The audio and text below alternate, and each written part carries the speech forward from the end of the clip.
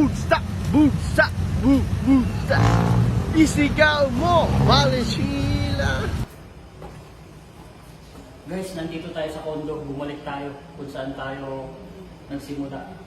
Tara, pasok tayo sa condo na nabili ko dahil sa pagmumura sa social media. Sa second floor ako. Anong unit ko? Ayan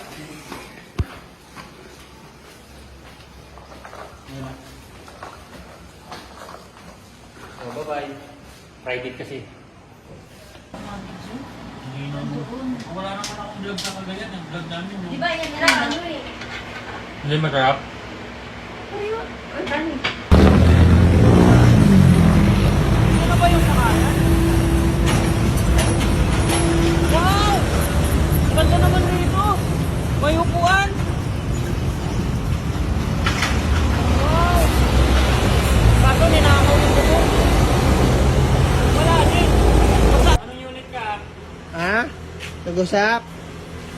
Bakit ka nag-usap? Alam mo, sa mga rider o kaya mga nagmumotor, yan ang pinaka-worst na problema, yung masisiraan ka sa gitna ng highway. Kasi hindi mo alam kung may tutulong sa'yo eh. Wala ka ring idea kung ano yung nasira. Anak naman ang dumaan yung truck eh. Wala kang alam kung anong nasira dyan. Ako pa, sana may tumulong sa'yo na mabait. Kahit hatakin ka man lang. Kawawa, sa gitna ka ng kawalan no. Baka naubusan ng gasolina, nasira yung clutch. May mga ganun eh, wiring. Hindi naman siya flat eh. Kawawa naman.